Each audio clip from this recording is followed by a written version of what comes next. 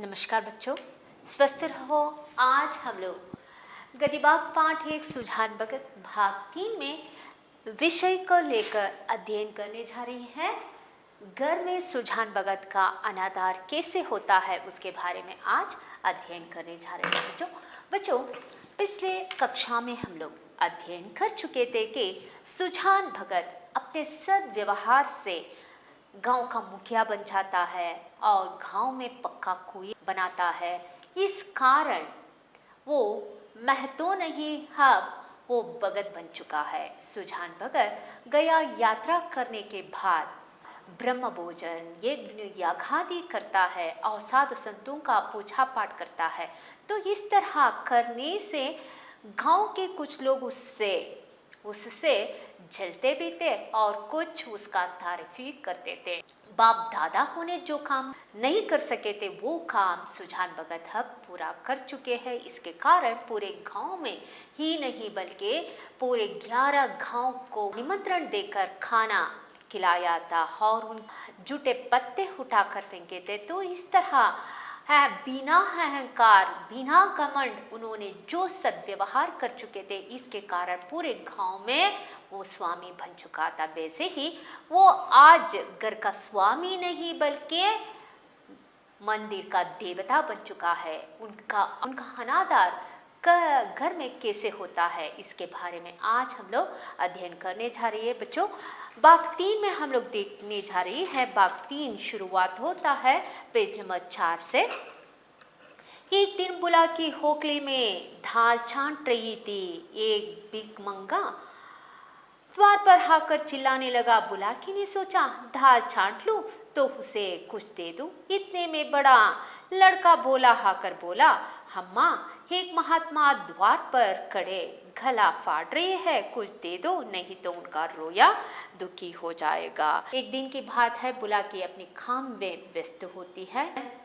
दाल छांट रही थी तो बुलाकी ने सोचा जैसे ही भिक्षुक उसके घर के दरवाजे पर चिल्लाने लगा था तो बुलाकी दाल छांटवाने के बाद उसे जाकर भिक्षा दे दूं। लेकिन उसी समय बड़ा लड़का भोला आकर बोलता है कि माँ भिक्षुक बाहर चिल्ला रहा है और वो ऐसा चिल्ला रहा है उसके रोया मुझे देखी नहीं जाती, इसलिए तुम्हें जाकर कुछ तो दे के आ जाओ। बुलाकी ने बहुत ही उपेक्षा के स्वर में उपेक्षा के भाव से कहती है, भगत ने पाँव में क्या मेहंदी लगी है? क्यों कुछ ले जाकर नहीं देते?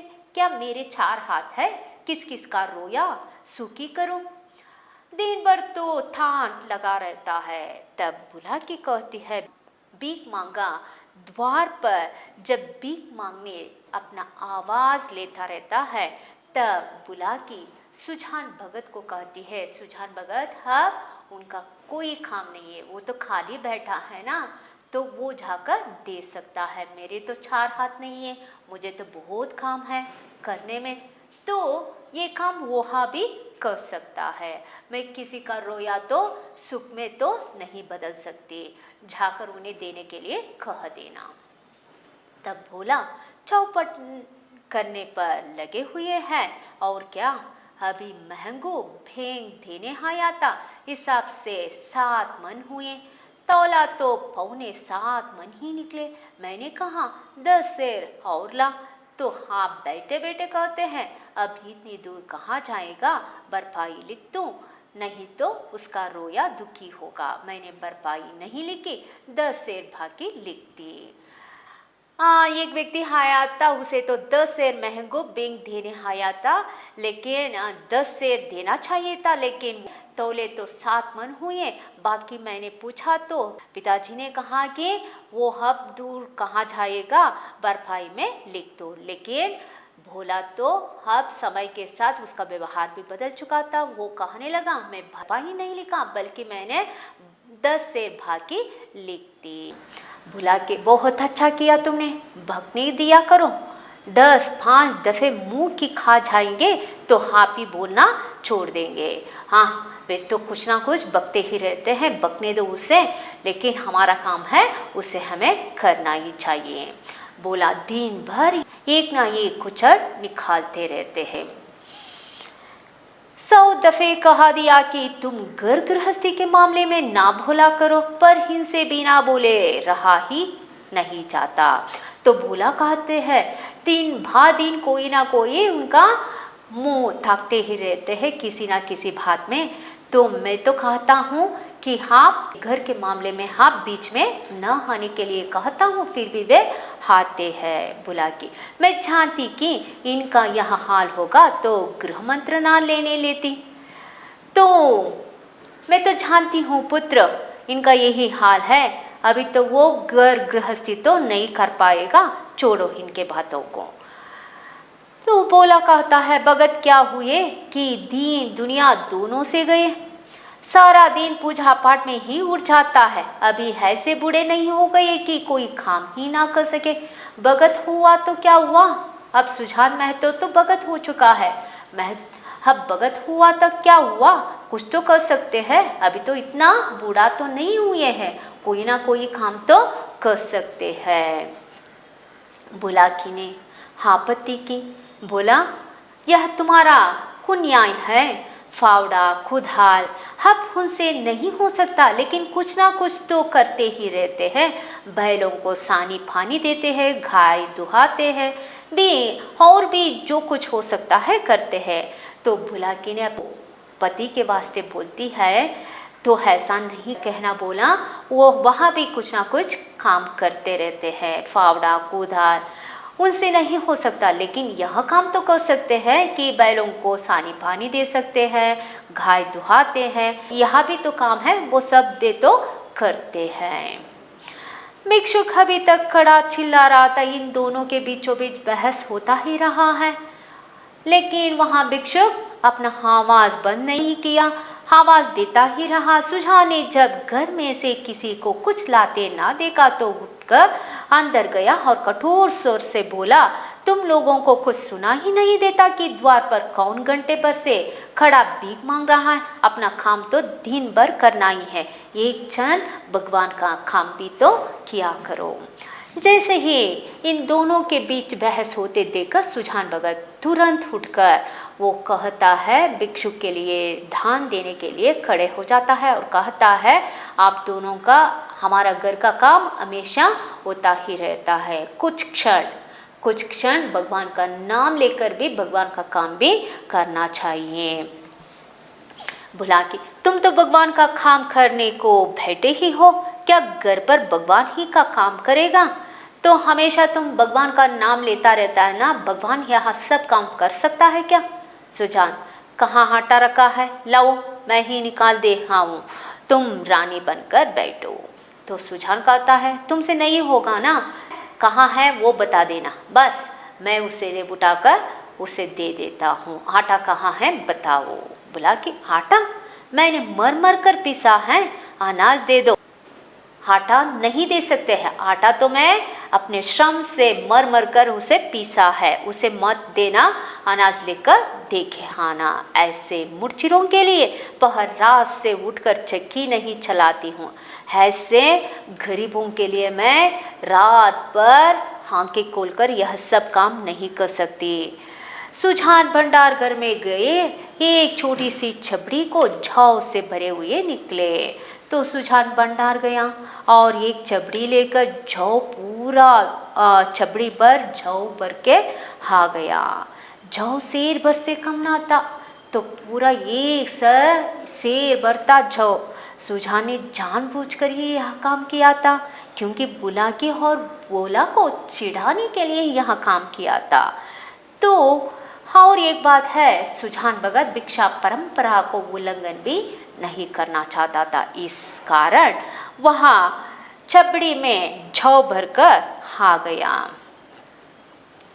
तो उसे चुटकी से पकड़े हुए थे, चुटकी इतने बोझ ना संभाल सकती थी, हाथ कांप रहा था।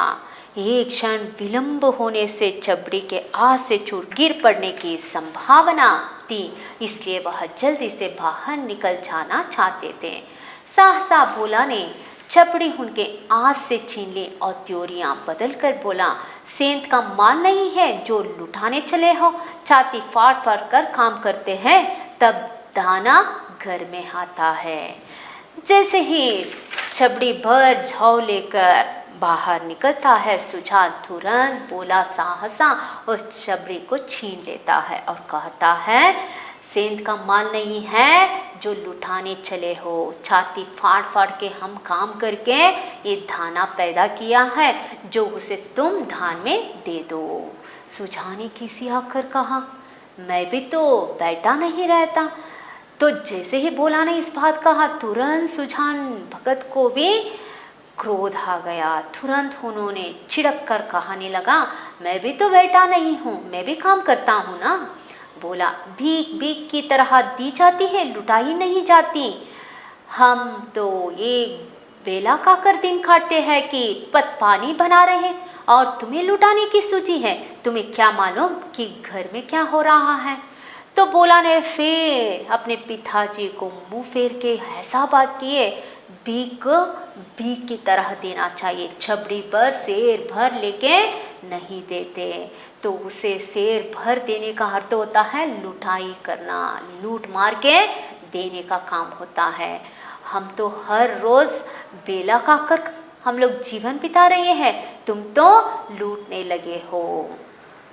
सुजान ने इसके प्रति कोई जवाब भी नहीं दिया। जैसे ही सुजान वहाँ से बाहर निकला और भिखारी से कह दिया, बाबा इस समय जाओ, किसी का हाथ खाली नहीं है। पेड़ के नीचे बैठकर विचारों में मग्न हो गया।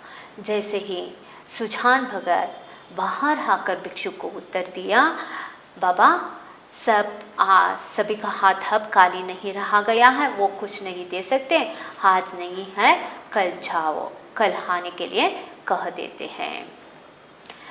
तो किसी का हाथ खाली नहीं रहा है ऐसा कहकर सुजान भगत पेड़ के नीचे बैठकर सोच में लीन हो गया।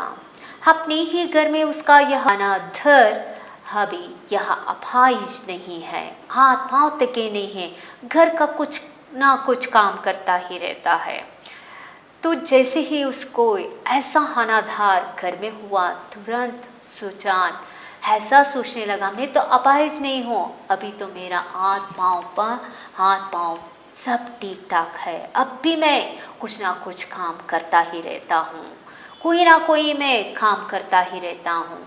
फिर भी मुझे इतना अनादर घर में उसी ने घर बनाया, यह सारी विभूति उसी के श्रम का फल है।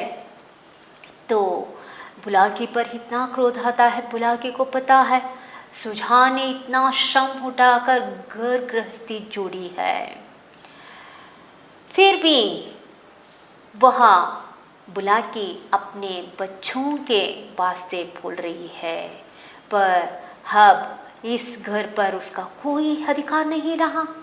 अब वहाँ द्वार का कुत्ता है पड़ा रहे, घर वाले जो रूखा सूखा दे दे वहाँ खाकर पेट भर लिया करे, ऐसे जीवन को धिक्कार है। सुजान ऐसे घर में नहीं रह सकता। जैसे ही उस घर में उसका अनादर हुआ, तुरंत वो सोचने लगा, मैं घर के बाहर द्वार पर रहे कुत्ता नहीं हूँ जो उन्होंने रूखा सूखा दे दे उसे खाकर जीवन यापन करो। ऐसा जिंदगी मुझे नहीं चाहिए, ऐसे जिंदगी को मैं धिक्कार देता हूँ। तो इस घर को जिस श्रम उठाकर मैंने घर गृहस्थी जोड़ी थी, उसी का यह अनादर मुझे यह नहीं चाहिए, मुझे यह सहन नहीं हो सकता। सोचते सोचते संध्या का समय भी हुआ था। बोला का छोटा भाई शंकर नारियल भर कर लाया। सुजान ने नारियल दीवार से टिका कर रख दिया। धीरे धीरे तंबाकू जल गया। जरा देर में भोला ने द्वार पर चारपाई डाल दी। सुजान पेड़ के नीचे से ना उठा। तो भोला का छोटा भाई यानी सुजान भगत का छोटा बेटा शंकर नारियल भरकर लाया हुआ था। सुजान ने उसे दीवार से टिका कर रख दिया। धीरे धीरे वो तंबाकू पी रहा था। थोड़ी देर में भोला ने द्वार पर चारपाई भी बिछा दी, लेकिन सुजान जिस पेड़ के नीचे बैठकर सोच रहा था वहीं पर रह गया। तो वैसे ही कुछ देर गुजरी। भोजन तैयार तो हुआ। भोला ने खाया तो सुजान ने कहा भूख नहीं है, तो खाने के लिए बोला। पिताजी को बुलाता है, सुजान कहता है मुझे भूख नहीं है। बहुत मनाबन करने पर भी ना उठा। तब बुलाकी ने आकर कहा खाना खाने क्यों नहीं चलते, जी तो अच्छा है। तो बहुत मनाने के बावजूद भी बोला, इतना मनाया चलिए पिताजी खाना खाइए, लेकिन सुजान किसी भी अवस्था में उस जगह से ना ढिले। तो वैसे ही बैठे रहे। तब बुलाकी ने आकर कहा खाना खाने क्यों नहीं चलते, जी तो अच्छा है, आप खाना क्यों नहीं खाते, आपका जी अच्छा है क्या। सुजान को सबसे अधिक क्रोध बुलाकी पर ही था, क्योंकि बुलाकी को पता था कि सुजान कितने श्रम उठाकर उन्होंने इस गृहस्थी को जोड़ी है। फिर भी बुलाकी बिन देखे बिन सोचे बुलाकी अपने भेंटों के वास्ते भूलने लगी थी। यहाँ बैठी देखती रही और बोला ने मेरे हाथ से अनाज छीन लिया।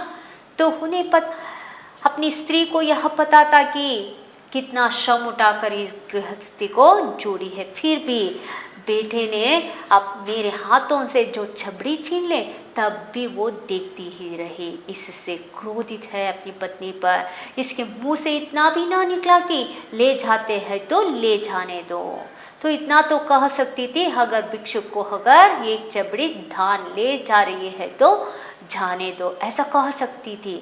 लड़कों को ना मालूम हो कि मैंने कितने श्रम से यह गृहस्थी जोड़ी है, पर यह तो जानती हैं। तो लड़कों को तो पता है वे तो छोटे हैं, लेकिन यह तो जानती हैं कितने सालों से मेरे साथ गृहस्थी निभाई है। तो इसे पता होता तो आज ऐसा नौबत मुझे नहीं आता। दिन को दिन रात को रात नहीं समझा। भादों की अंधेरी रात में मंडाया लगा के जोहार की रखवाली करता था। जेठ बैसाख की दोपहरी में भी दम ना लेता था। अब मेरा घर पर इतना भी अधिकार नहीं है कि भीख तक दे सकूं। तो इतना श्रम उठाता तब भादों की अंधेरी रात में भी मैं मंडाए लगाकर जोहार का रखवाली करता था। और जेठ बैसाखी की माह में दोपहर में भी इतने धूप में मैं काम करता था, इतना श्रम उठाता था, लेकिन ये चबड़ी में धान नहीं सेका। ऐसा जीवन मेरे लिए धिक्कार है। मना की भी कितनी नहीं दे जाती, लेकिन इनको तो चुप रहना चाहिए था। चाहे मैं घर में आग ही क्यों ना लगा देता, कानून से भी तो मेरा कुछ होता है। मैं अपना हिस्सा नहीं खाता, दूसरों को खिला देता हूँ। तो वे अपने हाथों से कुछ ना दे सके तो क्या होता, मैं अपने खाना खुद भिक्षा के रूप में दे सकता था, वो भी मेरे हाथ से छीन लिए। इसमें किसी के बाप का क्या साझा, क्या किसी के बाप ने ये सब उत्पादन किए थे क्या? नहीं है। अब इस वक्त मनाने आए हैं। देखो उस वक्त मेरे हाथों से जब बेटा छबड़ी छीने जा रहा था, तब उन्होंने आकर कुछ उसे नहीं कहा गया, लेकिन अब मुझे खाना खाने के लिए बुला रही है, अब मनाने लगी है। इसे मैंने फूल की छड़ी से भी नहीं हुआ। नहीं तो गांव में ऐसी कौन औरत है जिसने कसम की लाते ना खाई हो, कभी कड़ी निगाह से देखा तक नहीं। रुपये पैसे लेना देना सब इसी के हाथ में दे रखा था। अब रुपये जमा कर लिए हैं तो मुझी से घमंड करते हैं। तो सब मैंने घर का पूरा अधिकार मैंने अपनी पत्नी को यानी बुलाकी को दे चुका था। रुपये हो पैसे हो लेने देने का काम हो, सब कुछ उसके हाथों में मैंने सौंप दिया था। अब मुझसे वो घमंड कर रही है।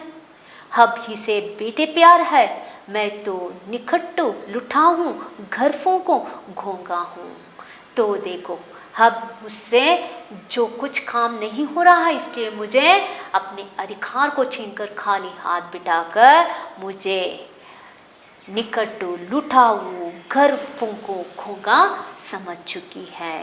इनके लिए इनके बेटे ही प्यारे हैं। मेरे हिस्से क्या परवाह, तब लड़के नाते जब बीमार पड़ी थी मैं गोद में उठाकर बैठ के घर ले गया था। आज इसके बेटे हैं, यह उसकी माँ है। माँ तो बाहर का आदमी। जब बेटे नहीं थे तब बुला के बीमार हो चुकी थी, तब सुजान भगत उसे उठाकर वैद्य के पास लेकर इलाज करवाए थे। अब उसके सामने बेटे ही सबसे बढ़कर हो गए हैं। मैं कुछ भी का नहीं रहा गया। मैं अब उनके लिए बाहर का आदमी और उनके बेटे उनके लिए प्यारे हैं। मुझसे घर से मतलब ही क्या बोला। अब खा पी कर क्या करूँगा। हल जोतने से रहा, फावड़ा चलाने से रहा, मुझे खिलाकर धाने को क्यों खराब करेगी। रख दो, बेटे दूसरे बाहर खाएंगे। तो सुजान अब बोला से कहने लगा, घर से अब मुझे मतलब नहीं है, का भी कर भी मैं क्या कर सकता हूँ बेटा। हल जोतने से रहा, पावड़ा चलाने से रहा, मुझे खिलाकर धाने को क्यों खराब करते हो। जाने दो, मुझे खाना ना दे, वही खाना दोबारा तुम्हारे लिए खाने के लिए हो जाएंगे। बुला के तुम तो जरा सी बात पर तिनक जाते हो। सच कहा है, बुढ़ापे में आदमी की बुद्धि मारी जाती है। बुला की पति को मनाने के वास्ते कहती है कि तुम जरा सी बातों पर क्यों क्रोधित होते हो। तनिक भी तो ध्यान करो। ठीक ही कहते हैं, व्यक्ति के बुढ़ापे में बुद्धि मारी जाती है। बोला ने इतना तो कहा था कि भीख भीख की तरह देने के लिए कहा, और बात तो नहीं कहा है। तुम्हें समझना चाहिए सुजान। हाँ बेचारा इतना कह कर रहा गया। हाँ यही तो कहा ना, भीख भीख की तरह देते हैं। तुम्हें तो मजा तब आता जब वह ऊपर से 2-4 डंडे लगा देता। हाँ बातों से मारा है, लातों से मार देता तो तुम्हें अच्छा होता। क्यों, अगर यही अभिलाषा है क्या। हाँ तुम्हारे मन में यही जी चाहता होगा कि बोला मुझे अपने हाथों से 2-4 डंडा भी मार ले, तो पूरी कर लो। भोला खा चुका होगा, बुला लाओ। अभी उसका खाना भी हो चुका होगा, बुला ले। अब मुझे 2-4 उनके हाथों से डंडा भी दे दे। नहीं, बोला को क्यों बुलाती हो, तुम ही ना जमा दो 2-4 हाथ। इतनी कसर है वहाँ भी पूरी हो जाए। हाँ बोला को क्यों बुलाते हो, अभी तुम्हारे हाथों में है, तू ही मुझे 2-4 मार दे, तुम्हारी आशा भी पूरी हो जाएगी। बुला की हाँ और क्या, यही तो नारी का धर्म ही है। अपने भाग सराहोगी। मुझ जैसी सीधी औरत पाली, जिस बल चाहते हो बिठाते हो, ऐसी मुहाजोर होती जो तुम्हारे घर में एक दिन भी निभाना होता। हाँ तुम्हें तो है ऐसी सीधी सादी औरत मिली है जो अपनी बातों को मान लेती है, वो अपनी भलों पर चलती है। जैसे बिताओ, जैसे चाहो, जैसे रहो वैसे वे रही है। तुम्हारे घर में अगर दूसरे औरत आई होती तो अब तक एक दिन भी रुकती नहीं थी, ऐसे निर्वाह नहीं कर सकती थी। सुजान हाँ भाई, वह तो मैं ही कह रहा हूँ कि देवी थी और हो। मैं तब भी राक्षस था और अब भी दैत्य हो गया हूँ। बेटे कमाऊँ है, उनकी सी ना कहोगी तो क्या मेरी सी कहोगी। मुझसे अब क्या लेना देना है। हाँ तुम तो देवी हो, भगवान की स्वरूपिणी हो। हाँ तब भी मैं राक्षस था, अब भी मैं दैत्य हूँ। बेटे तो अब कमाते हैं तो उनकी सी तो चलना चाहिए, तो मेरी कैसी होगी। मेरे हाथों में पैसे न रहा गया ना, अब उनके बच्चों का ही अधिकार चलना चाहिए, उनके ही अधिकार घर में होना ज़रूरी है। बुला की तुम झगड़ा करने पर तुले बैठे हो और मैं झगड़ा बचाती हूँ कि 4 आदमी हंसेंगे। चल कर खाना खा ले सीधे से, नहीं तो मैं जाकर भूखी सो जाऊंगी। तो तुम्हें तो झगड़ा करने में ही मतलब होगा, मुझे तो झगड़ा नहीं करना चाहिए, मुझे झगड़ा बचाना है। क्योंकि 4 लोग हमारे घर को देखते हैं और मैं इस घर का इज्जत बचाना चाहती हूँ। और खाना खा ले और सो जाओ। अगर तुम नहीं खाओगे तो मैं भी नहीं खाऊंगी। सुजान तुम भूखी क्यों सो रहोगी, तुम्हारे बेटों की तो कमाई है। हाँ मैं बाहरी आदमी हूँ, तुम क्यों भूखी रहती हो, तुम्हारे बेटों की कमाई है ना, तू खा ले। मैं तो बाहर के आदमी हूँ, मैं वैसे ही खाली पेट सो जाता हूँ। बोला कि बेटे तुम्हारे भी तो हैं, बार बार तुम्हारे तुम्हारे बेटे क्यों कहते हो, तुम्हारे भी बेटे हैं ना।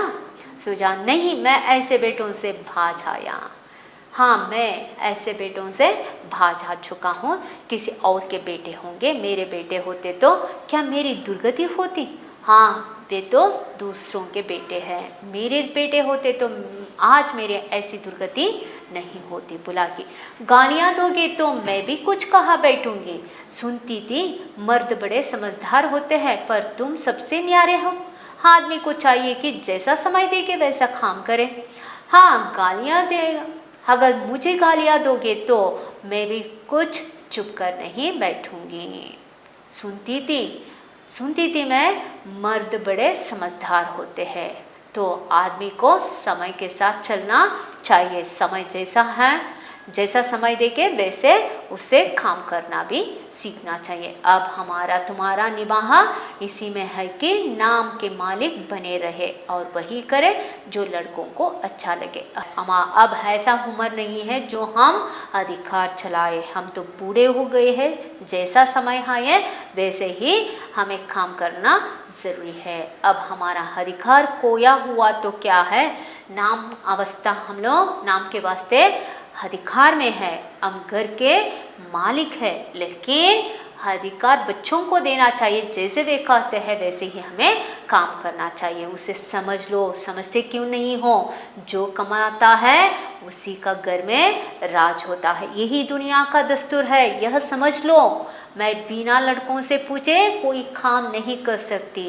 तुम क्यों अपने मन की करते हो, इतने दिनों तक तो राज कर लिया, अब क्यों इस माया में पड़े हो। अब तक तुम्हारा घर का अधिकार था, अब वह अधिकार बेटों को दे दिया है। अब हाथ खाली है तो इसका मतलब दूसरों को तंग भी नहीं करना चाहिए। अब ऐसा माया लोक में ना पड़े रहो, अब भी तुम्हारे लिए अधिकार चाहिए। ऐसा ना रहो, आधी रोटी खाओ, भगवान का भजन करो और पड़े रहो। चलो खाना खा लो। अब तुम्हारा अवस्था ऐसा है, जो भी खाने जो रूखा सूखा मिलता है वो खा लो और भगवान का नाम ले लो और सो जाओ। तो अब मैं द्वार का कुत्ता हूँ, तुम्हारा मतलब है अब मुझे कुत्ता बना लिया। तो कुत्ते की तरह मैं द्वार पर खड़ा रहूं और द्वार पर बैठा रहूं, जो रूखा सूखा मिलता है वो खा लूं। भोला की बात जो थी वह मैंने कह दी, अब अपने को जो चाह वो समझो। सुझाव ना उठे, भोला की हार कर चले गए। बात जो थी वो समझाने के लिए, पति को समझाने के लिए कोशिश की, लेकिन सुजान समझ ना पाया और सुजान उस जगह से इधर उधर ना हटे, वैसे ही बैठे रहे। बुला की हार मानकर वहाँ से चलती है। तो बच्चों, आज के भाग 3 में हम लोग सुजान भगत का अधिकार कैसे छीने गए उस पर जोर दिए गए हैं। अब हमारा विचार है तो आज के विषय के संदर्भ में एक शब्द या वाक्यांश में उत्तर लिखिए, उनमें से प्रश्न मिलते हैं। बच्चों, कौन द्वार पर आकर चिल्लाने लगा? भिक्षुक द्वार पर आकर चिल्लाने लगा। बुढ़ापे में आदमी की क्या मारी जाती है? बुढ़ापे में आदमी की बुद्धि मारी जाती है। घर में किसका राज होता है? घर में जो कमाता है उसी का राज होता है। इसके आधार पर 3-4 वाक्यों में आज के प्रश्न बनता है। सुजान भगत पेड़ के नीचे बैठकर क्या सोचता है? तो बच्चों, पेज नंबर देखिए, पेज नंबर 6 में आपको दूसरा पैराग्राफ देखना होगा। सुजान भगत पेड़ के नीचे बैठकर घर में जैसे ही भिक्षु खाने के बाद सुजान चबड़ी भर जौ को लेकर धान के रूप में देना चाहता है, तब बोला, उसे छीन कर कहता है, यह सेंध का माल नहीं है जो लुटाने चले हो। छाती फाड़ फाड़ कर हम काम करके बोए है, उसे धान के रूप में नहीं देना चाहिए। तो इस अनाधार के बावजूद सुजान यह सोचता है, मैंने जितना श्रम उठाकर ये गृहस्थी को जोड़ी थी, उसी घर में मेरे लिए इतना अनादर, मैं अब घर का स्वामी ना होकर घर का कुत्ता बन गया हूँ। जो उन्होंने रूखा सूखा देते हैं उसे खाकर पेट भर लूँ। ऐसा ज़िंदगी मेरे लिए धिक्कार है। ऐसे जीवन मुझे नहीं चाहिए, ऐसे घर में मुझे नहीं रहना चाहिए। इस तरह सोचता है। आगे देखिए, सुजान भगत को सबसे अधिक क्रोध बुलाकी पर क्यों आता है। सुजान सबसे बढ़कर बुलाकी से इसलिए क्रोधित है कि बुलाकी सुजान की पत्नी है, सालों भर से सुजान को देख रही है। सुजान बहुत ही श्रम उठाकर, बहुत परिश्रम से, कठिन परिश्रम से उन्होंने घर गृहस्थी को जोड़ी थी। वैसे ही पैसे लेने देने का काम हो, रुपये पैसों का हो, सब कुछ बुलाकी को हाथ में देकर काम चलाता था।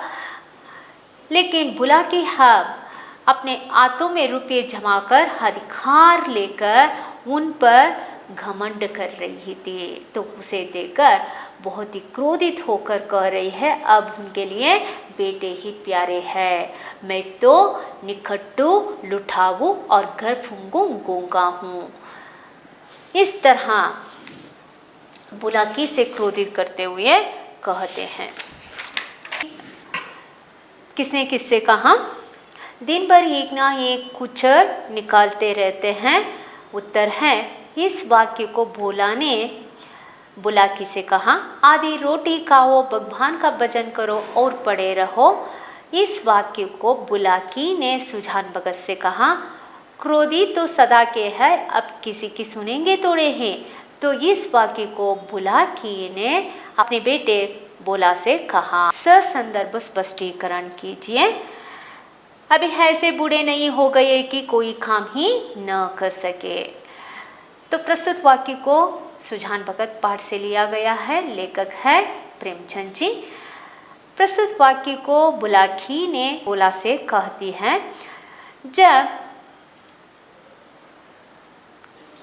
जब सुजान भगत छबड़ी भर जौ को लेकर भिक्षु को भीख के रूप में देना चाहते हैं, तब बोला उसे छीन कर यह कहता है कि यह सेंध का माल नहीं है जो लूटे जा रहे हो, तो हम तो छाती फाड़ फाड़ के उसे पैदा किए हैं, जो धान के रूप में दे दो। इस तरह जब अधिकार छीनने के बाद सुजान भगत घर के बाहर पेड़ के नीचे बैठा रहता है, तब खाने के लिए बुलाने के बावजूद भी सुजान नहीं आता, तब के संदर्भ में भोला को यह वाक्य कहा जाती है। आदमी को चाहिए कि जैसा समय देगे वैसा काम करे।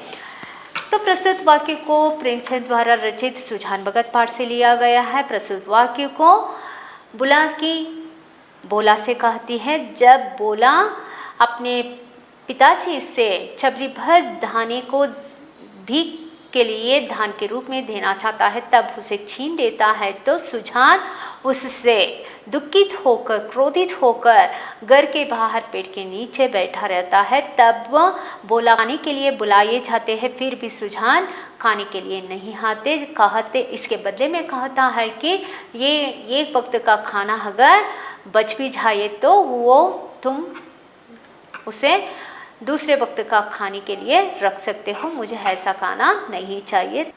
सुजान अपने पत्नी के ऊपर क्रोधित होकर यह कहता है, बुलाकी को यह सब पता होता है कि उसके पति सुजान भगत कितना श्रम उठाकर घर गृहस्थी को जोड़ी थी, लेकिन अब उसके लिए पति नहीं बेटे ही प्यारे होते हैं। तब सुजान यह कहता है कि मैंने सब कुछ रुपये पैसे लेन देने का सब व्यवहार उसके हाथ में दे चुका था, तब के संदर्भ में मुझे अधिकार मिला था और मुझे घर में सत्कार मिलता था, लेकिन अब मुझे तिरस्कार के रूप में, घृणा के रूप में देखते हैं। तो ऐसे सोच विचार में रहे सुजान को कहा जाता है कि बुलाकी यह कहती है कि आदमी को चाहिए कि जैसा समय देंगे वैसा काम करना चाहिए। तो समय के साथ अब हमें अधिकार अब भी हमें नहीं लेना चाहिए, क्योंकि अब हम बूढ़े हो चुके हैं। यानी घर का स्वामी बनकर नामावस्था यानी नाम के रूप में हमें अधिकार को लेकर घर में रहना चाहिए। अधिकार चलना ज़रूरी है, क्योंकि जैसा घर में जो कमाता है उसी का राज होता है। समय के अनुसार हमें भी चलना चाहिए। अधिकार के नाम पर हमें ऐसा व्यवहार नहीं करना चाहिए। तो इस तरह बुला के अपने पति को समझाते वक्त यह वाक्य बता देती है। तो बच्चों, आज के अध्ययन समाप्त होता है। आप लोग वीडियो देखने के बाद, सुनने के बाद अभ्यास पुस्तिका पूरा करो। स्वस्थ रहो, खुशी से रहो। धन्यवाद।